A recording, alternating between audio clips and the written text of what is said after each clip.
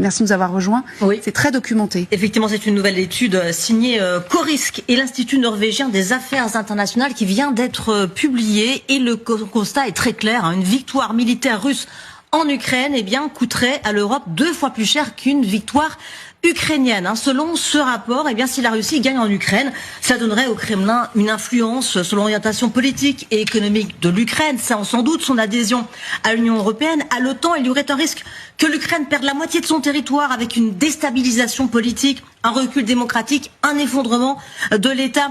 Des millions d'Ukrainiens pourraient également fuir et cela engendrerait des dépenses liées à ces nouveaux réfugiés. Le rapport, les chiffres, entre 600 et 1100 milliards de dollars sur 4 ans. Cela inclurait aussi un coût pour renforcer le flanc est de l'OTAN. Ces dépenses de défense supplémentaires, elles se chiffreraient également, selon ce rapport, jusqu'à 1800 milliards de dollars. La Russie, de son côté, elle pourrait redéployer ses ressources militaires vers la Moldavie, les pays baltes ou encore les régions nordiques. Regardez ce qu'écrit ce rapport. Les gouvernements européens devraient renforcer rapidement leur défense, leur capacité de dissuasion dans les pays baltes et l'Arctique, tout en gérant les tensions politiques croissantes liées aux migrations et à la polarisation intérieure. Et alors, si on prend le scénario d'une victoire de l'Ukraine, Sylvia? Alors, si on prend ce scénario-là, si l'Ukraine était soutenue de façon adéquate, dit le rapport, elle pourrait se mettre en position de reconquérir des territoires occupés, ce qui contraindrait la Russie à négocier en préservant les intérêts de Kiev. Alors, le rapport liste toute une série de besoins, jusqu'à 2500 chars, de l'artillerie,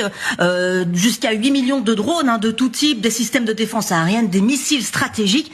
Et si ces capacités sont mises en œuvre, Kiev pourrait reprendre le contrôle de zones stratégiques, relancer son économie, normaliser sa vie politique. Les réfugiés pourraient rentrer dans leur pays et l'intégration européenne accélérée. Alors le coût estimé pour l'Europe d'une telle issue, qui inclurait donc l'aide militaire, le soutien industriel, la réduction du nombre de réfugiés, s'élèverait à peu près à 972 milliards de dollars, c'est-à-dire effectivement la moitié du coût d'une victoire russe dans sa fourchette basse. Voilà une étude qui sort alors que Kiev effectivement cherche plus que jamais des financements et que Kiev a plus que jamais de la pression pour négocier un accord, notamment l'accord proposé par les Américains. Merci beaucoup Sylvia. C'est quoi cet organisme Corisk et l'Institut norvégien des affaires internationales? Parce que c'est vrai, quand on voit ce que Sylvia nous expose, on se dit finalement en fait voilà, il suffit de mettre les chiffres sur la table et puis allons-y.